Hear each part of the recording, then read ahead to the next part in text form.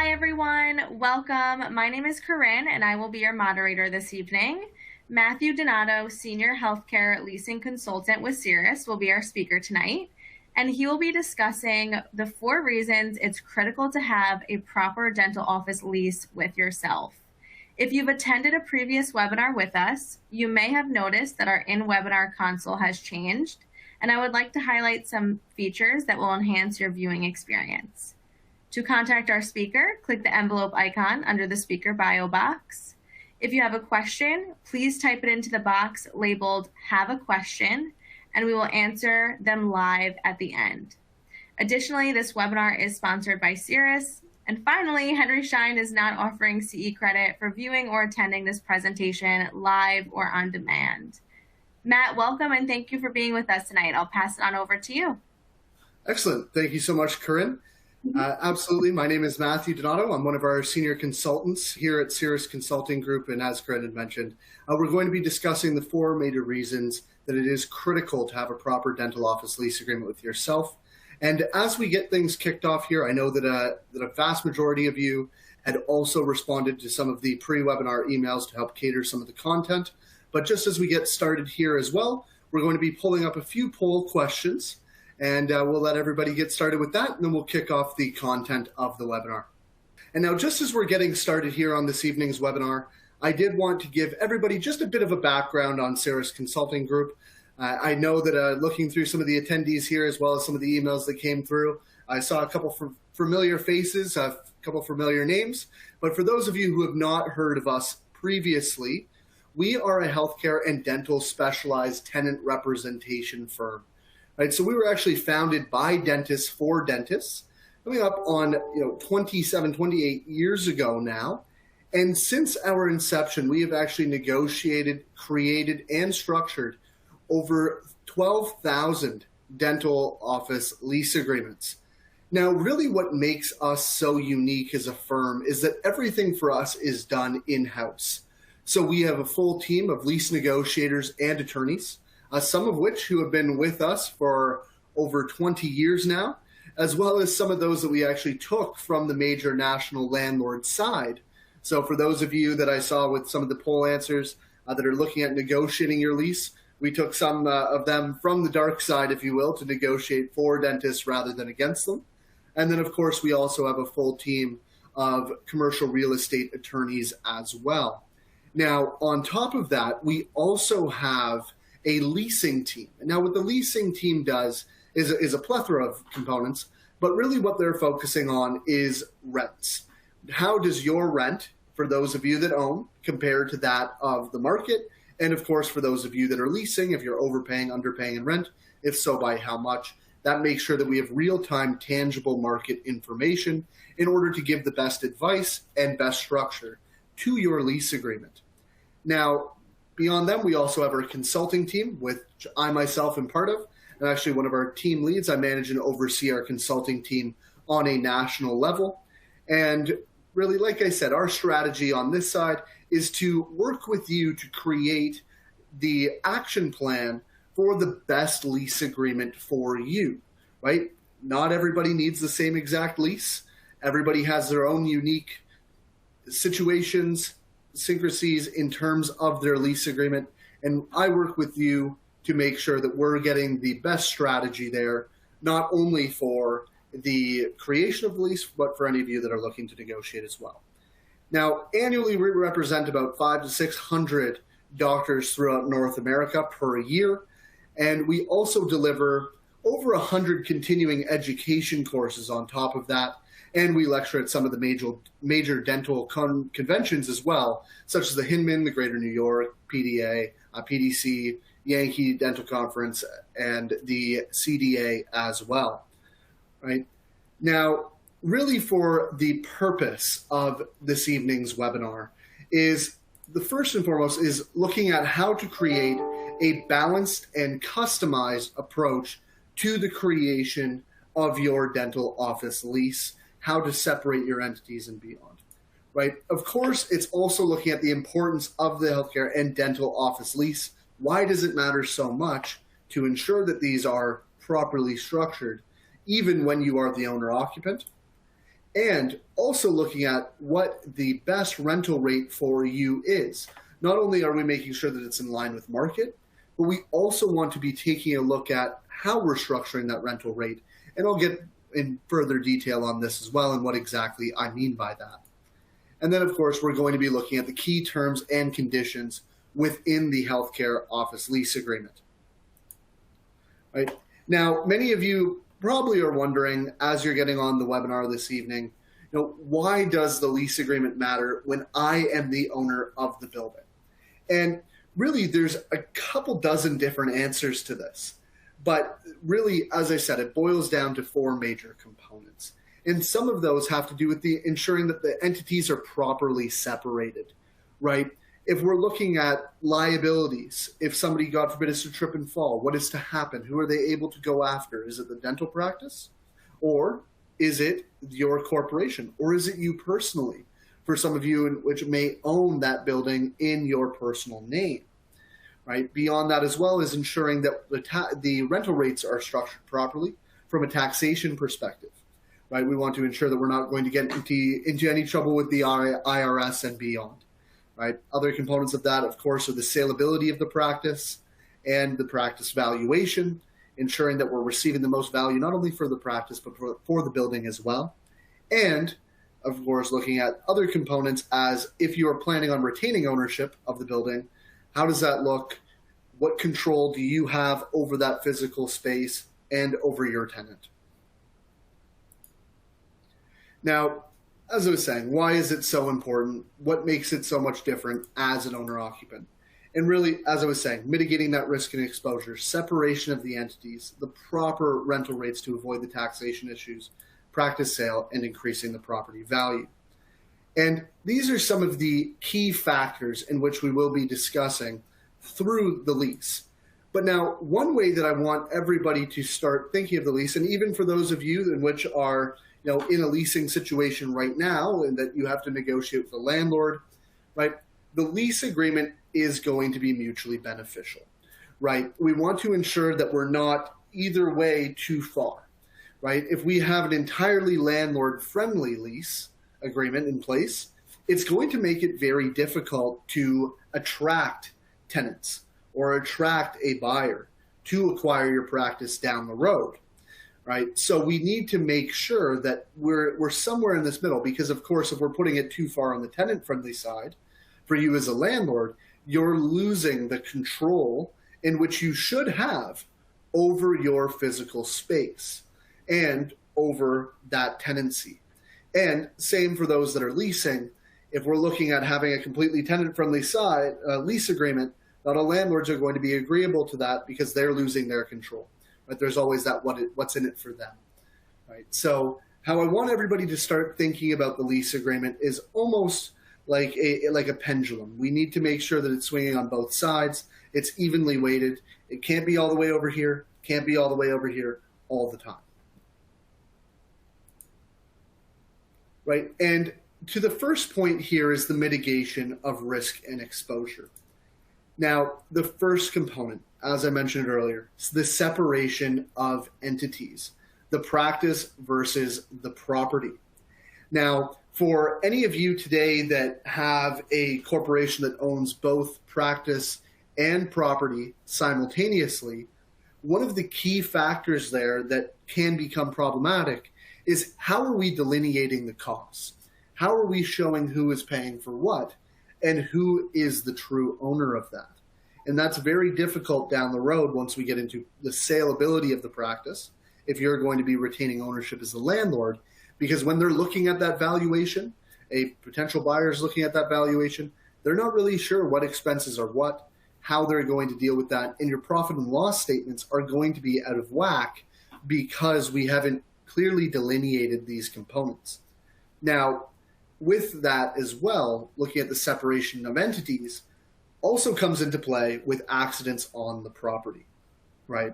We need to ensure that we are clearly delineating who owns what and whose responsibility is what in terms of the building, in terms of maintenance around the building, because, like I said earlier, if somebody, God forbid, is to trip and fall on your property, what is your role? Who is responsible? I was speaking to a doctor just about 6 months ago, and unfortunately what happened in his situation was he was the owner of the building.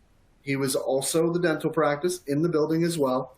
But through his lease, it stated that the tenant was responsible for snow removal. Well, unfortunately, what happened was a patient was coming into the practice. She was walking up the stairs. She slipped, she fell, and she cracked her pelvis. Now, unfortunately, what happened there, further to just that individual patient's injury, what happened further to that was she then went to sue the doctor. Now, when she was going through with that lawsuit, the first thing that they looked at to see whose responsibility it was the lease agreement. They looked right at the lease.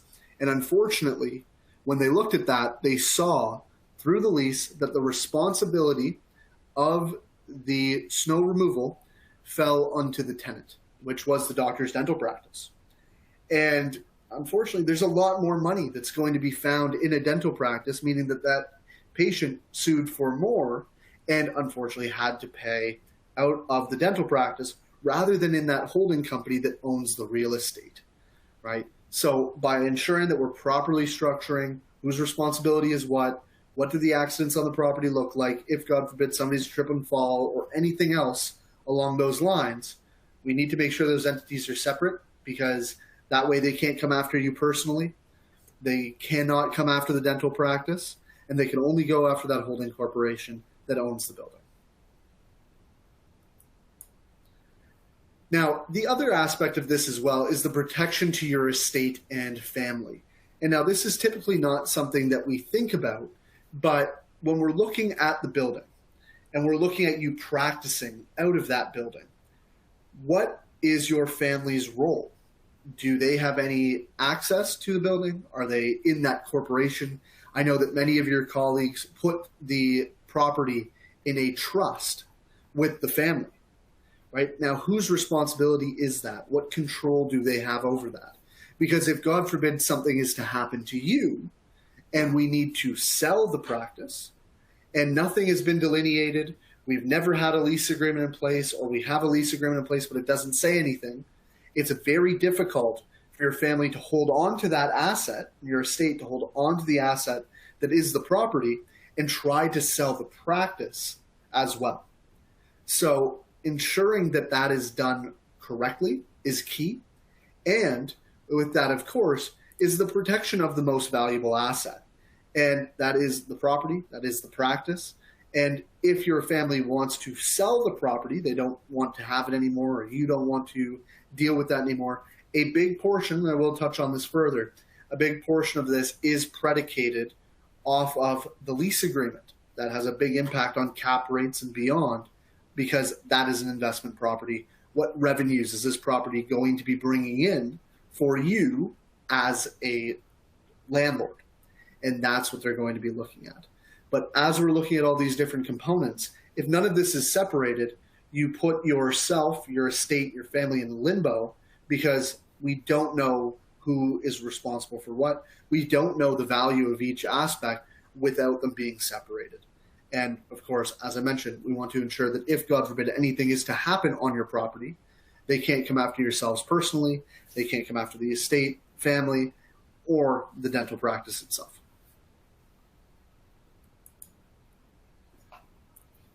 Now, the next component here is the properly structured rents. And some of you may be wondering, why is that important? Why do I need to have a rent that's in line with market? Well, one of the key components of this is, number one, that if we have a rent that is vastly higher than market averages, for example, then the IRS can take issue with that. They can flag that and go, okay, well, why is Dr. Smith paying themselves so much in terms of the rents? Because what they're also looking at with that is they know that you're taking from one pocket to feed the other. And with that in mind, what you can in fact be doing by overcharging yourself in rent is understating the profits of that dental practice. And if that's the case, like I said, the IRS can take issue and say, okay, well, you actually owe us X instead of what you just paid. And now you're on that blacklist, if you will. They're going to continue to audit you year after year, and it becomes more of a headache than anything else. Right? The other component of the rental rates and why it's so important that they're properly structured is to my previous point on what happens if, God forbid, something is to happen to you and your family needs to sell the dental practice, or you need to sell the dental practice. If you're presenting a potential buyer with rents that are completely out of whack, whether they're far too high or far too low, on one hand, you're going to lose a lot of potential interest because they're just not going to be willing to pay that money. And your profit and loss statements are going to look completely different. They're going to be perceiving that your practice isn't making as much as it actually is. And therefore, they can actually lowball the offer on your practice because of what your expenses are and what your cash flow is in that situation. So that's the one hand. We want to ensure that we're not losing buyers, we're not devaluing the practice in any way, shape, or form, and that we're taking care of our asset. The other component is if the rental rates are too low, yeah, certainly you're going to have a ton of potential buyers, perceivably, that are interested.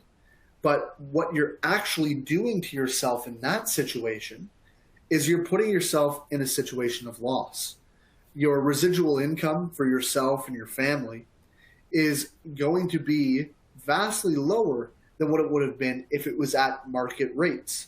Right? Market rates are going to ensure that you're getting the best of both worlds, that you're having enough people that are interested in the practice itself, based off profit and loss, based off of the rents itself, and based off of the fact that you, as the landlord in that situation, or your family as the landlord in that situation, is not there collecting far less than what they should be or you should be in that situation, right? We don't want to be there, sold the practice, God forbid something has happened to you, and you're collecting vastly lower than what the market rates are. And quite frankly, it's very difficult to jump those back up while you have a tenant in the building, while it's not you there. It's very difficult to justify that. And if your lease is not properly structured, some of your leases may even preclude you from doing those increases for a future tenant or potential tenant at that time. Right. Now, in addition to that, some of the most common errors that I see amongst yourselves and your colleagues when structuring the rental rates is arbitrary amounts. I can't tell you the number of times that I've had conversations with your colleagues that I go, okay, doctor, how did we arrive at that figure? And we just don't know. We have no idea why we're paying ourselves $6,000 a month today, right? And that's problematic. It may have been the right rate at one point in time, but based off of inflation and beyond, we could be completely off. The other component as well is, and very, very common, is that the rates are structured to pay off the mortgage. Now, I know that looks great on paper. We're taking from one pocket to feed the other, but it can put you in a precarious situation, right? As I mentioned, if we are in a situation where we're actually overpaying in rent because we're paying off the mortgage, or we're underpaying in rent just because we're going to pay off the mortgage, usually it's the first. Fairly rarely is it the second that we're underpaying ourselves to pay off a mortgage, but it does happen.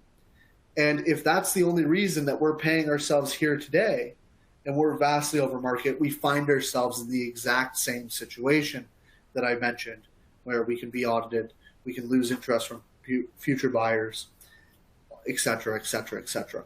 So we need to make sure, as I mentioned, that when we're looking at the rates, when we're looking at rents, that they are predicated on fair market value. Right? That's what everybody's looking at. That's where we all want to be. And in order to do so, to retain full value for your property, right? Because an additional component, if we're underpaying ourselves in rents and somebody is coming along and saying, hey, doctor, I would love to buy your building. Are you interested? And you're only collecting $5 per square foot under what the market is currently at. that makes that building a lot less attractive for an acquisition as well. So it's all about ensuring that we're getting the right value across the board. Right? Now, there are a couple different ways to structure your rental rates as well. Right? Now, these are the three main components of the rental rates. These are the main ways that rents are usually structured. Now, the gross lease is, as I put here, it's the most simplistic form of lease agreement out there, right? And really all it is that you're paying yourself a lump sum of money each and every month, and that's it, right? I'm paying myself $6,000 a month each and every month, year over year, right? Now, there's pros and cons to the gross lease. And like I said, lease agreements are unique to specific individuals, and the way that you're structuring your rents are also unique to yourself, because some clients that I speak to are adamant that they want a gross lease because that's the type of lease that fits their personality and their comfort level. I have other clients that are on the other end of the spectrum that absolutely want that triple net lease because that is much more attractive to them, and I'll explain why. So with the gross lease, like I said, you're paying yourself, you know what's coming in each and every month. Now, where the gross lease has some flaws is that there is exposure, right? And what I mean by that, there's exposure for you as the owner of the building. If something is to go wrong with the building, we need to re-roof. There's a plumbing issue that we need to repair. There's a maintenance issue, right? Any of those major components that are going to have some form of major expenditure to the building, that now is being paid by you as the landlord. And now not every time is your gross lease rate going to be enough that you're actually going to be able to cover the costs of that. So there lies the exposure that you may actually have to pay for some of this out of pocket, right? And now when we're in retirement, we're on a gross lease, and we're on the beach enjoying our retirement, we don't want to have to think about the fact that now we have to pay another 10 grand out of pocket because the gross lease didn't cover the expenditures in which we had thought we had foreseen through the lease and through the maintenance of the building, right? Now, I'll jump to the triple net lease next. And now what this is, and this is by far the most common form of lease agreement that there is, right? I'm sure that many of you on this evening's webinar that are in lease situations have what is called a triple net lease. Now, for any of you that are not familiar with a triple net lease, the way this works is that you pay yourself a gross amount, sort of a gross amount plus. So you have your base rent, and that's the same amount that you pay each and every month, right? You pay yourself, for example, $15 per square foot per month. That's your base. $15 per square foot per year. That's your base rate. Now, on top of that base rate, there is TMI, taxes, maintenance, and insurance. So for you as the tenant and the owner, or when you're just the landlord and have a tenant, the tenant is responsible for paying the taxes, the property taxes on the building, the maintenance of the building, and the insurance on the building. And now, typically speaking, this is in terms of a proportionate share, right? So why some of the pros to a triple net lease is that you as the landlord are ensuring that what you have going on, maintenance, repairs, if taxes are to shoot up, et cetera, this is all going to be covered by your tenant, right? There's a far less likelihood that you're going to have to be paying out of pocket, if at all, through your career and beyond into retirement, right? So this way, there's a bit more protection in that regard. Now, some of the cons to the triple net lease, and this is a con to some, but not to all. And some of it which lies within the fact that it's more complicated. There's going to have to be more calculations. You need to know at the end of the year how much did all of this actually cost versus what did the tenant pay, and have a reconciliation statement of that. In some cases, you're going to have to credit the tenant. In some cases, you're going to have to ask the tenant for more money because it actually cost more for that year, right? Now, like I said, that's a con for some. It's not a con for all. Some prefer to do the calculation and see what they were dealing with. Some just say, you know what, Matt, I would rather just collect the gross amount and call it a day, right? Now, so that's the gross lease and the triple net lease. Now, one of the other components here that is involved is something called a modified gross lease. Now, why I have presented this one last is it's somewhat of a hybrid between the two. So with the gross lease, as I said, it's the base amount. With the triple net lease, you're responsible for everything plus a base amount. With a modified gross lease, you're responsible for the base rent, right? Just the same as a gross and as a triple net, but you're also, in terms of modified gross, responsible to pay for the taxes and insurance on the building, right? So those are the two components that are now added. Anything that has to do with maintenance of the property and beyond, still all up to the landlord to ensure is happening, and the landlord is paying for it, but you are in a situation where the tenant in that situation, whether it's yourself, future tenant, or those of you that are a tenant today, you are responsible to have the tenant pay for taxes and insurance, right? Now, the modified gross is by far the least common form of lease out there, but some prefer it. Like I said, not everybody has a simple answer to how they want their lease agreement structured per se, but a key component there to keep in mind. But those are going to be your three most common form of lease agreements.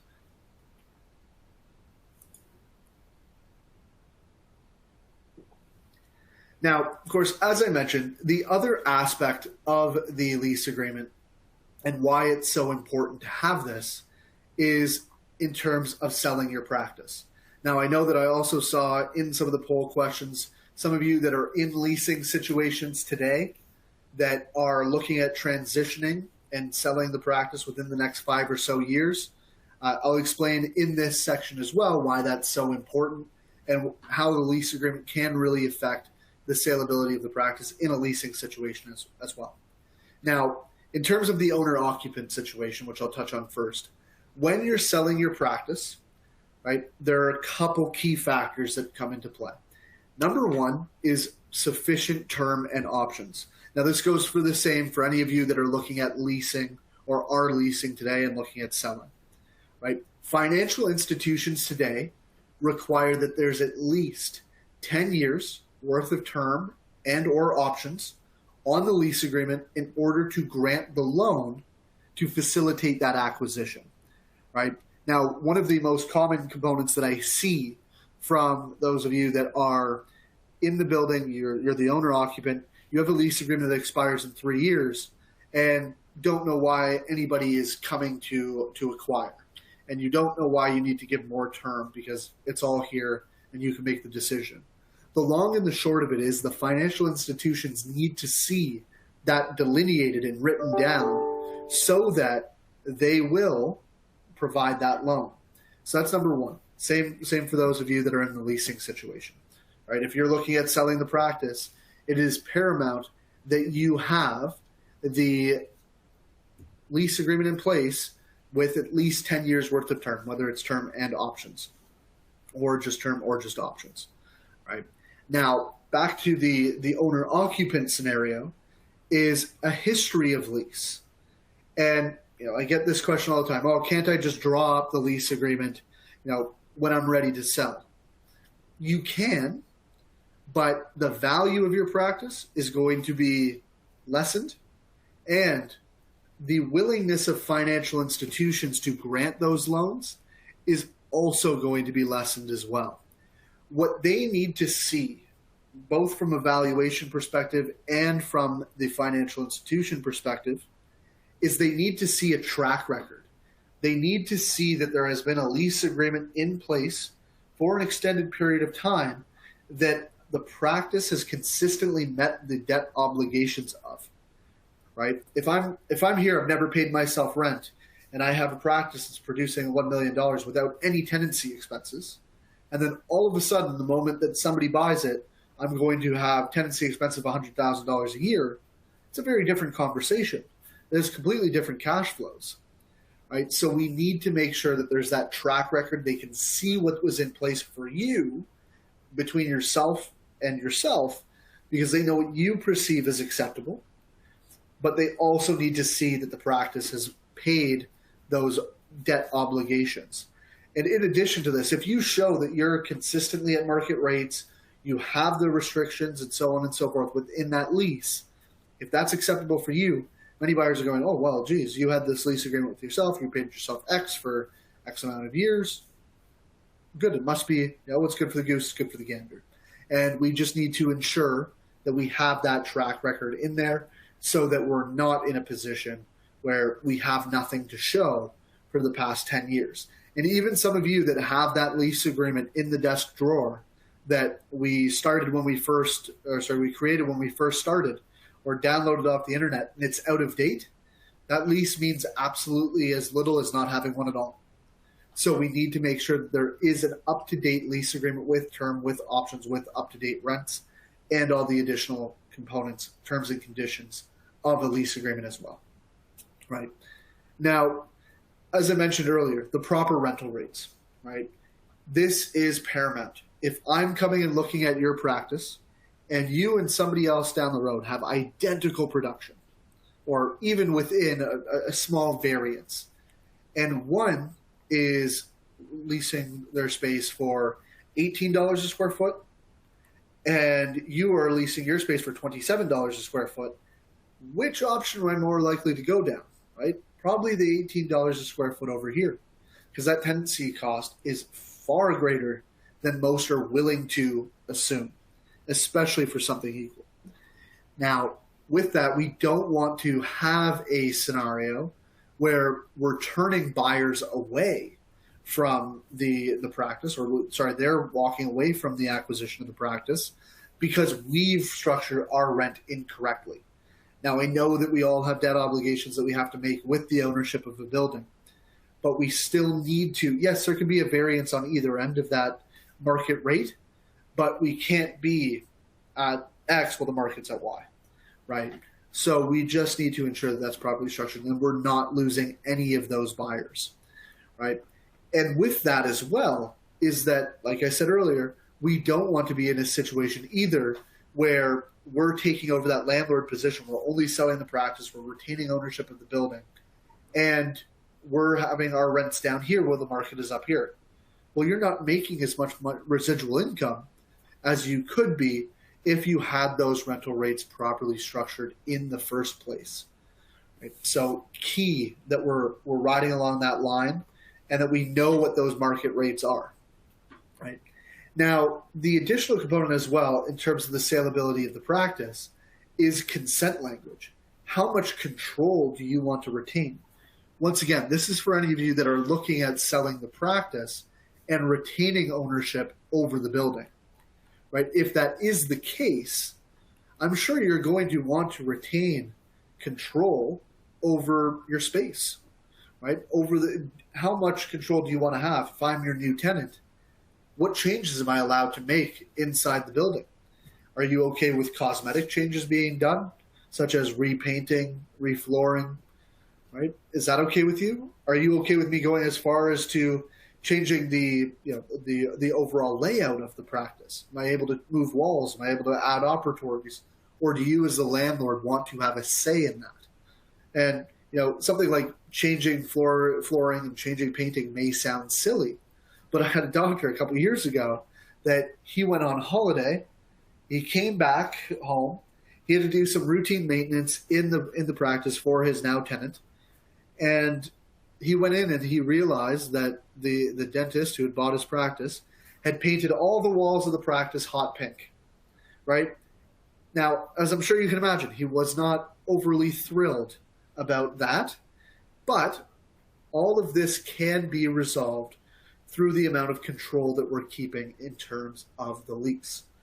right? Other components of that as well is, and it's something that we don't typically think about, but when we're selling the practice and somebody else comes in, how much control do we have over what they can do if they want to sell?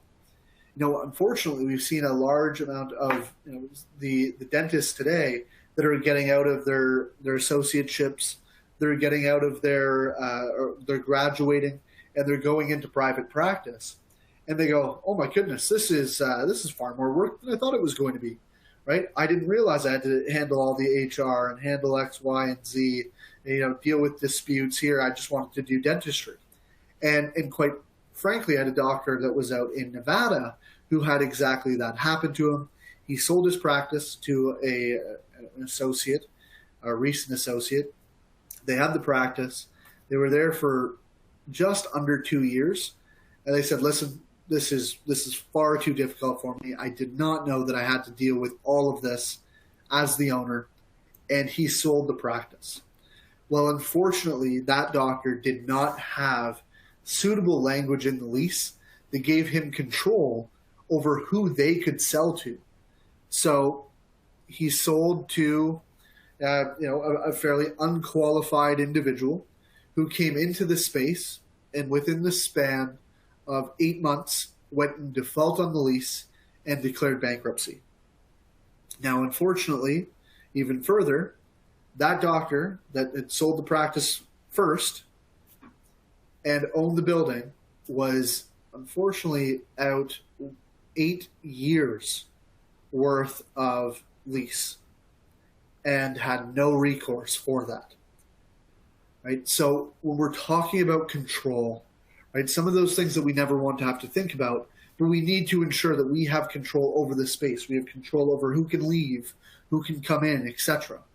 And what that looks like for you. What do the liabilities tagging along with that look like for you as the landlord? And how to retain that control. Other components with personal guarantees, with aspects such as what happens if there's any damage to the practice or to the building. All of that needs to be considered as well, right? And of course, as I was saying, what happens post-sale? Are we retaining ownership? If so, for how long? Are we planning on keeping it in the family? Are we planning on letting the new buyer potentially have a buy-in option or buy completely? All of these components need to be, none of this has to be answered today by any means, but all of these components need to be something that we're at least thinking about and ensuring that we know in the future sort of what we're thinking, what we might want in our lease agreement. Now, the fourth pillar here that we were talking about is the increase to property value. And I know that I've alluded to this a little bit here, but one of the major components, as I mentioned, is that the property value is predicated on the lease, right?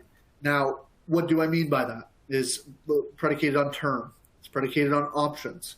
It's predicated on the rental rates, right? And it's predicated on the history of the lease. Because if you are coming in and looking at buying this building as an investment, you can see that for the past 20 years, there has been a tenancy, and they have paid X amount of dollars over the 20 years. And that bodes very well for a future buyer of the property, right? Now, the rental rates, same as I've said a couple times, I don't want to beat a horse to death, but right, having them in line with market is important. Now, you may be thinking that maybe by having a higher rate or higher rental rate, that landlords will go, "Oh, wow, they're collecting far more, so we're going to pay more for that building."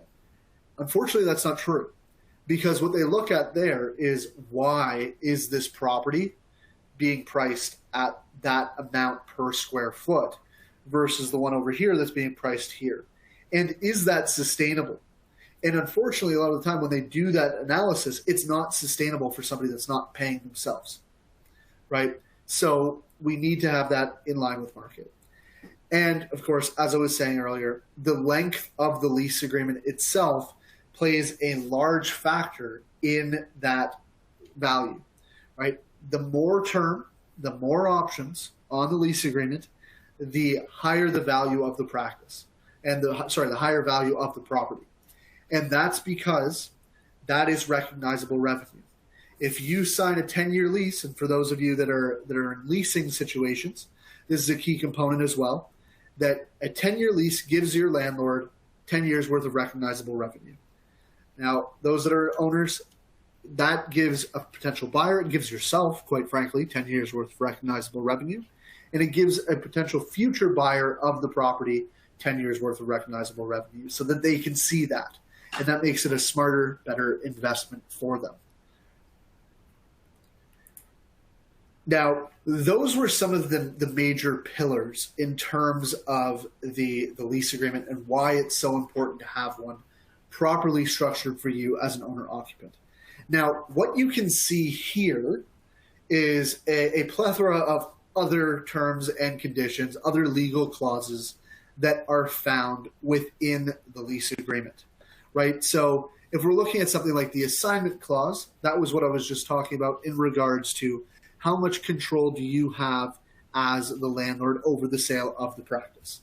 Now, for any of you that are in that leasing situation and you're only leasing, you're looking at renewing, you're already month to month, or we're looking at transitioning, whatever the case may be, the assignment section of the lease dictates how you, as the tenant, can sell your practice, to whom you can sell the practice to, and what the landlord's overall involvement in that process actually looks like. Right? Now, I will say that a vast majority of leases I look at, about 85 to 90%, the landlord precludes you completely from selling the practice. So very important, and I'm more than happy to connect with each and every one of you on ensuring that that assignment section in the lease, in fact, does allow you to sell. And now for going back to the owner-occupant situation, we want to make sure this lease is mutually agreeable. Of course, we want to ensure that you can't sell the practice to Joe Blow dentist, and your future buyer can't do that, and that you retain control. But you don't want to make it so constricted that there's no exit strategy, and that can be far more detrimental to your eventual practice sale as well. Now, other components here within the lease agreement, components such as demolition and relocation clauses, right? Those of you that are owner occupants, I will always advise you that it's a very poor idea to put these two components into the lease. It's going to do far more harm for you in terms of the saleability of your practice than you're going to gain from it.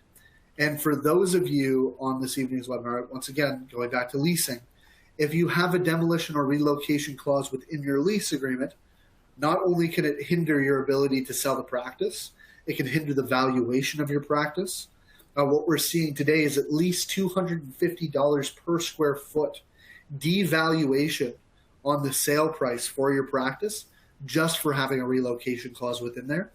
And, of course, equally as important to that is that if you have these demolition or relocation clauses, which essentially give the landlord the right to either A, just move you anywhere else within the building, or B, just demolish the building and give you a termination notice, you have no foreseeability in your practice. There's nothing more important than having long-term foreseeability, right? Other components here, such as surrender provisions, ensuring that we know whose property is what. If for whatever reason your tenant is to leave, what does that look like? Who owns what? Is it landlord property? Is it tenant property? And really limiting any disputes that happen around that. Other components here, such as the damage and destruction clause of the lease, incredibly important. Right? I had a doctor down in Louisiana, and unfortunately, they had a massive windstorm. And she was the landlord. She had sold her practice, owner-occupant, sold her practice, and it was about 5 years at that point, a tree with the windstorm blew over and fell right through the middle of the building. Now, unfortunately for her, her damage and destruction clause was not written correctly, and she was forced to rebuild the entire building based off of the damages. And she actually lost more money rebuilding, and even through the remaining 5 years of that lease, than she would have had if she had just left it be.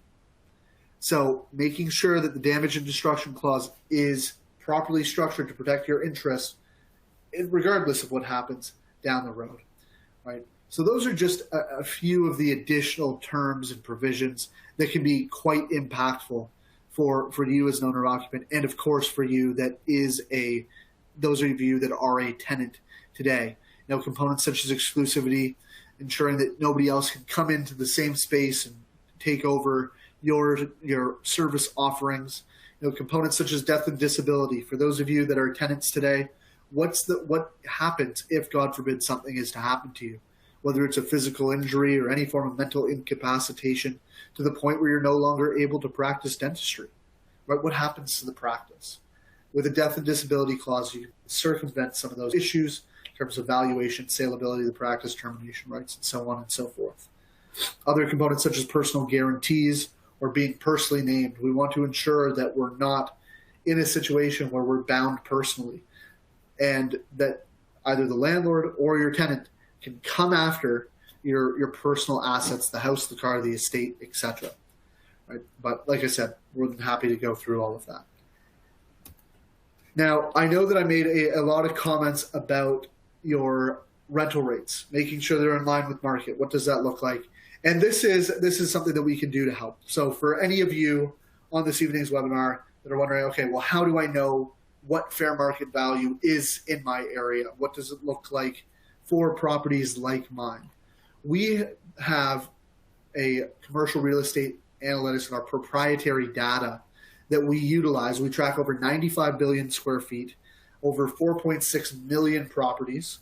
And what we're doing with this is we have the real-time data to show not only what does the rental rate look like today, but also projections of what it should, right? We don't have a crystal ball, but we have all of the software and analytics data to give the most educated projection on what does the rental rate look like in the future, what should it look like in the future as well, right? So with all of that, we can be of assistance in regards to finding out what that actual data looks like. What do those rental rates look like for you?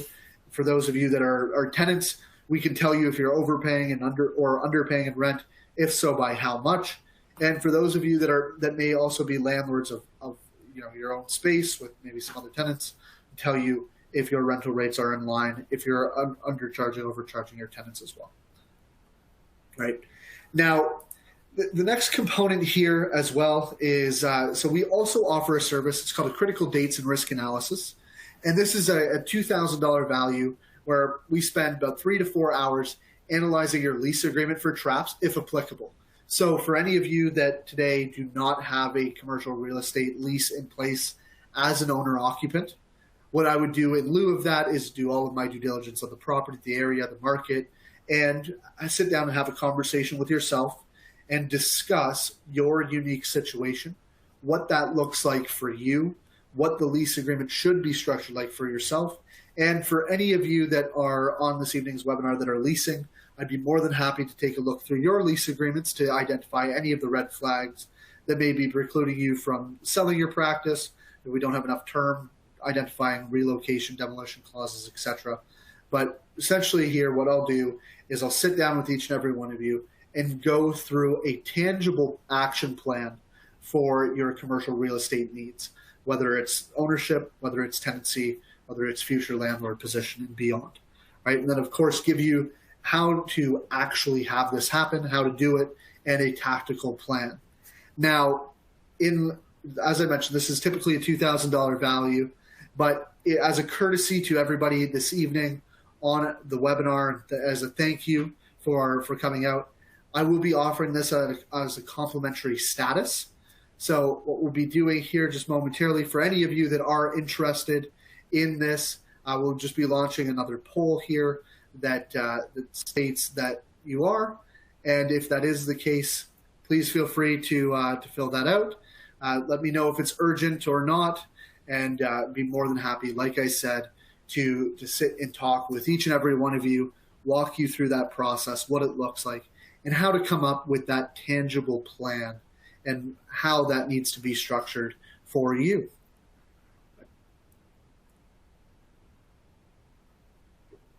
Now, in terms of the content for this evening, those were those are the major components I wanted to cover with each and every one of you today.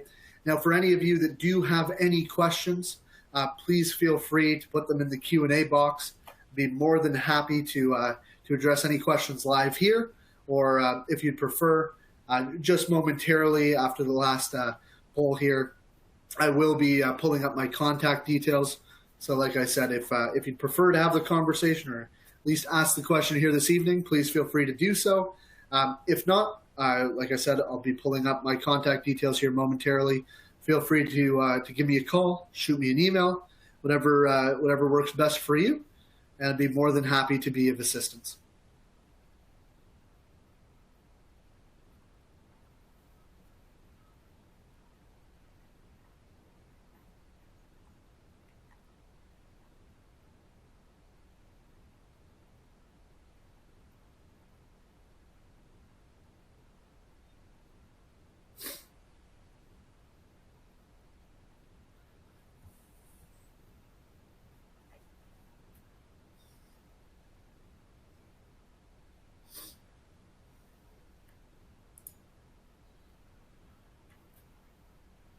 So I've got a question here from Dr. Klinar, and it says the practice owns the building, so we, and I'm not sure if it got cut off there, but as we're looking at this, I'm assuming, and correct me if I'm wrong, Dr. Klinar, but as I'm looking at this, the practice owns the building, and I'm assuming that it's just the one entity that owns both.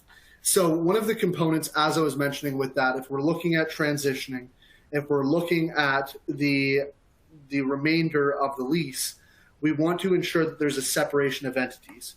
Yes, so we would want to create a holding company to actually own the building and lease it back, especially if we're considering a scenario where we want to retain ownership of that building in the future, or if, like I said, if God forbid something's to happen to you.